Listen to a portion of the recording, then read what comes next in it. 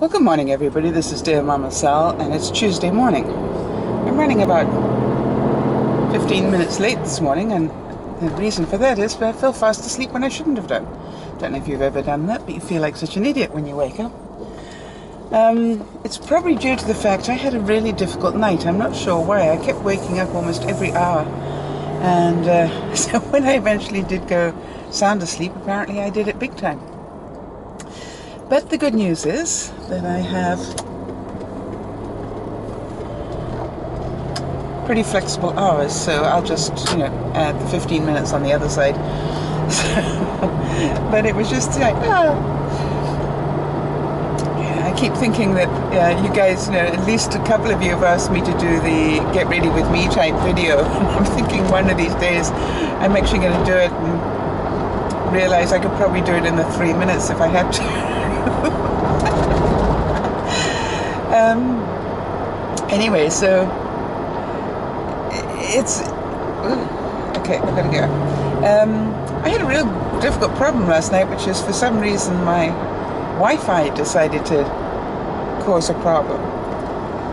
And for those of you who know Glenn, our resident IT guy on TinyChat, he just happened to come online, and he was such an angel. He helped me for the longest time, but we couldn't get it fixed, which probably means I'm gonna first of all phone my internet provider, because I know they've fixed it for me before.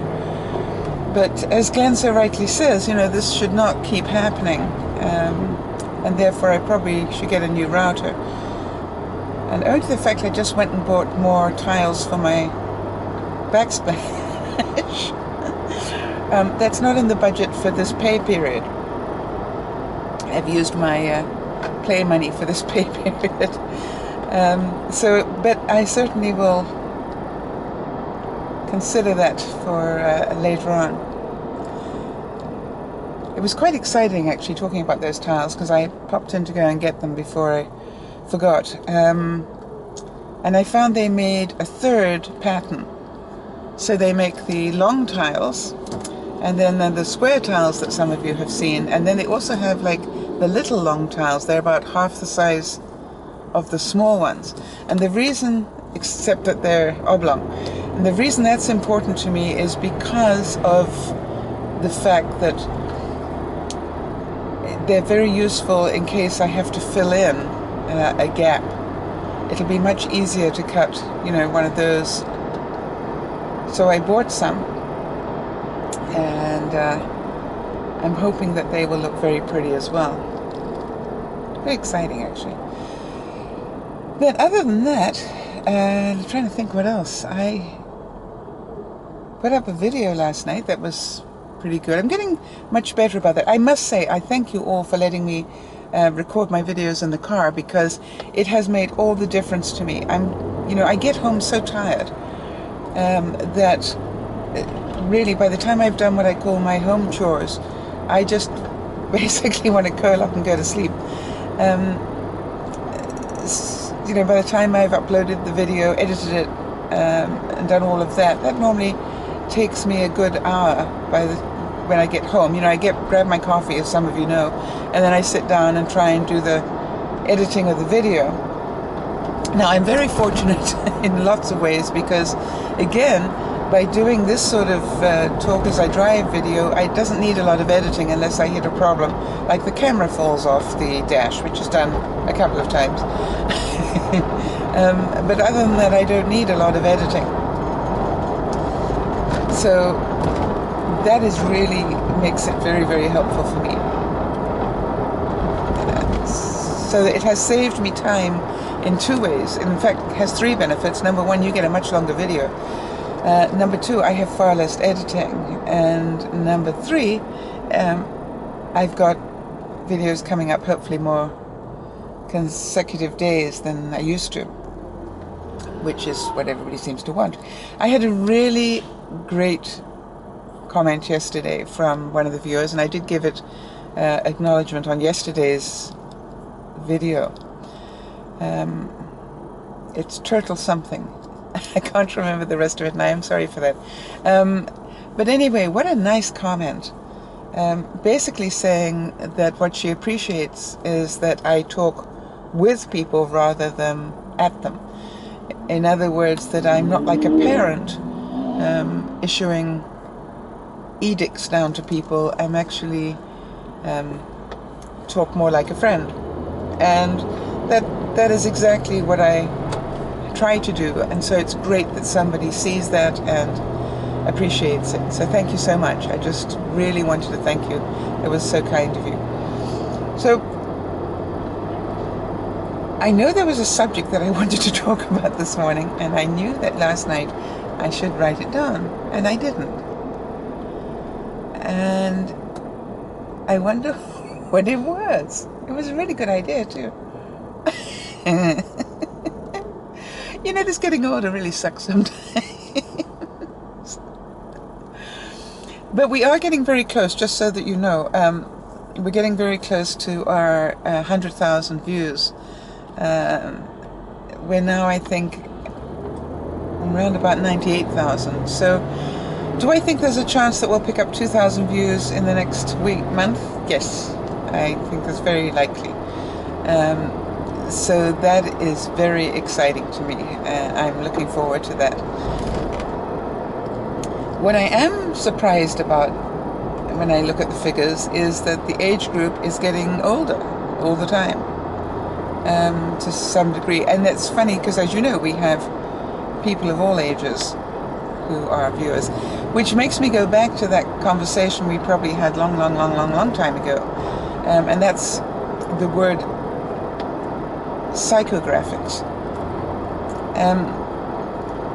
You know, your age group is in something called demographic. How old you are, where do you live, what's your schooling, you know, all those statistics come under a title of demographic. And psychographics is something completely different. Psychographics is about what do you do with your life? You know, what are your aspirations? So for example, people who enjoy jogging, that would be a psychographic. It's a way of life. People who are, you know, watching Benji and Judy, that's a psychographic. You know, people who enjoy social media, that's a psychographic. So when you look at those things, it's much more interesting to me because psychographics can come from any age group. What you're looking for is a mentality. And that is really what makes a lot of difference. And the reason I ended up knowing a lot about it was I was working in an advertising agency a long time ago, and we had to do a comparison and an ad campaign for BMW, which obviously had to go up against Mercedes. And that's where I first found out and understood the psychographic. Because the sort of people that drive Mercedes are totally different from those who drive Beamers. Now, I happened to drive a Beamer at the time, so you know I was a bit biased on that one. But they really are totally different mentalities. And I found that incredible in terms of the Mercedes drivers were inclined, I don't know if this is still true, so don't quote me on this, but the Mercedes drivers were, you know, inclined to be more conservative, more solid. When I say solid, you know what I mean? More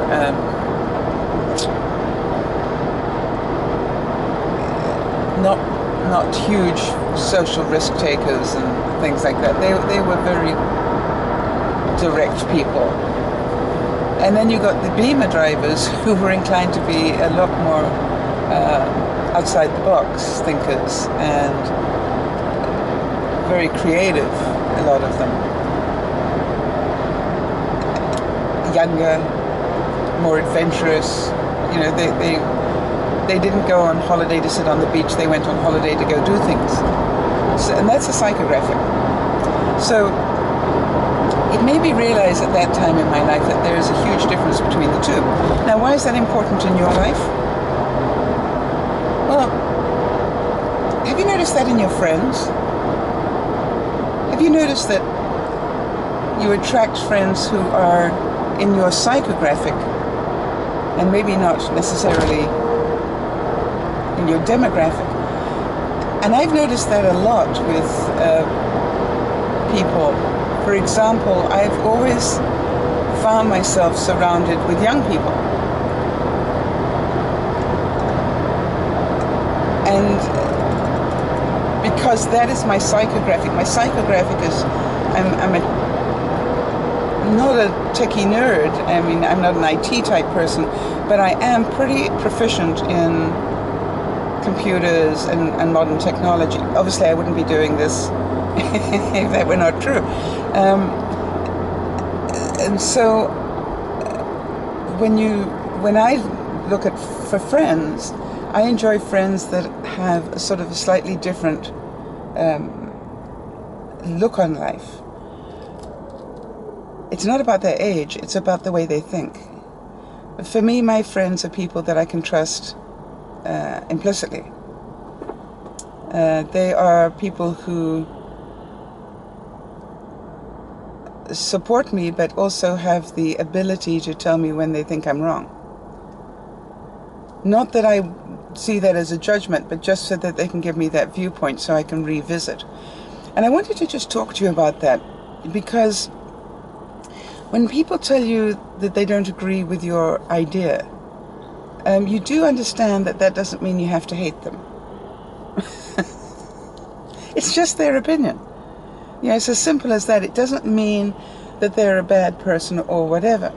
It just means you have a different opinion and you have the right to disagree on certain things. That's quite normal. And I don't think there is a relationship where everybody totally agrees on everything. Unless it's written in a book somewhere under, you know, a love novel of some sort. But most people don't agree on things all the way down the line. And, you know, I was talking to one of our viewers this week as well. I probably talked to you about it, about being ruler of the universe, you know, because she was judging everybody and that everybody should do things her way. Well, hello, that's fine if you're the leader of the ruler of the universe, but it's not true in reality. In reality, most people don't like people like that, who are control freaks. And that's what it is, by the way, control freak. You want to control everybody's life. Now, you do it with all the best intention in the world, but it's still being a control freak. So for those of you who have fallen into that trap of thinking you know how to live everybody else's life better than they do, take off the crown, stop being leader of the universe, ruler of the universe. So when you look at your friends, let's go back to that, I think you will see that they fall into a type of person rather than an age or geographic thing. I've got friends that I very rarely talk to. When I say very rarely, I mean that. And yet I count them about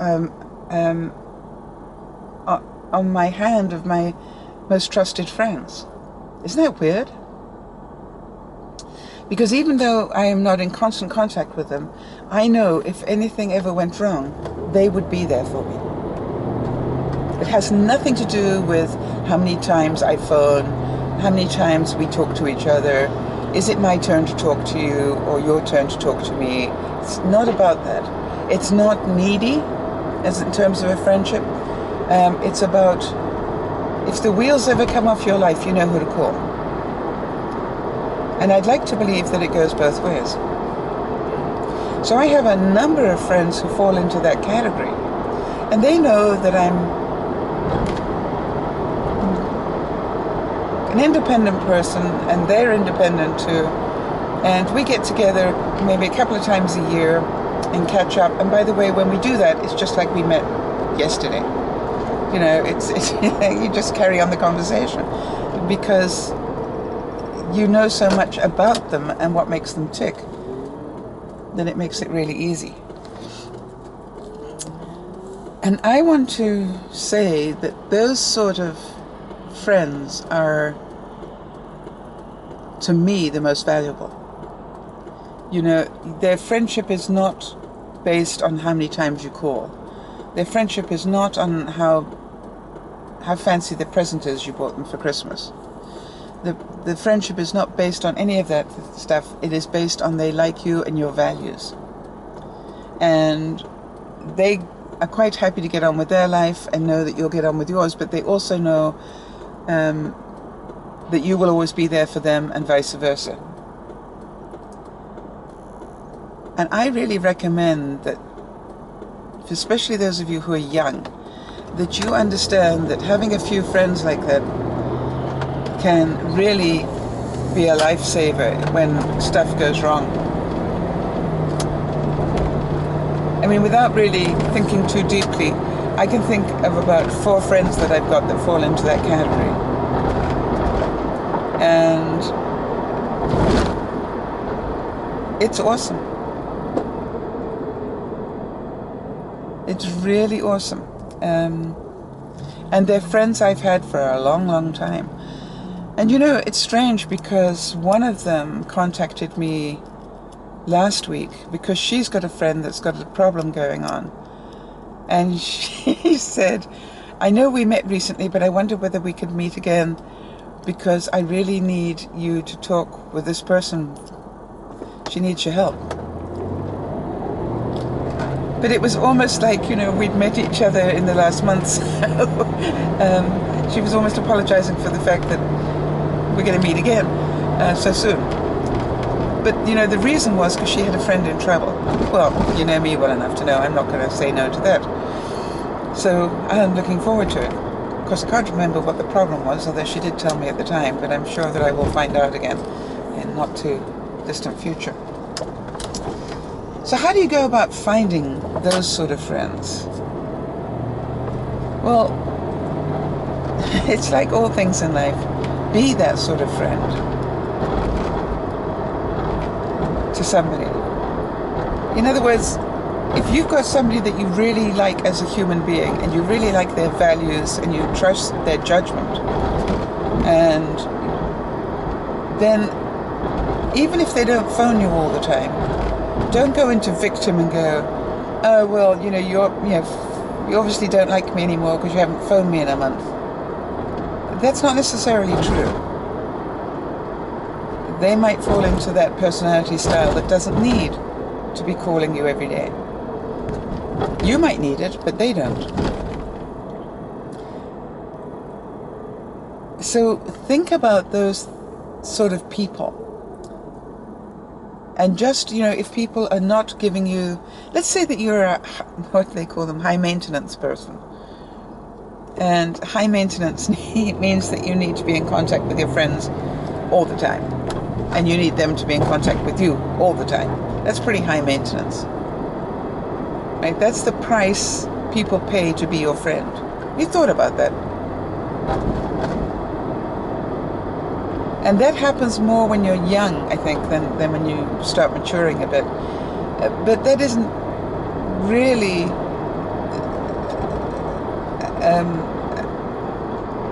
something you want to have a look at. Because when you are self-sufficient, when you are confident, when you sort of have your life together, you'll find that that changes. In fact, if you're living a balanced, full life, you probably won't have time to be in contact every day. Unless you do what I'm doing here.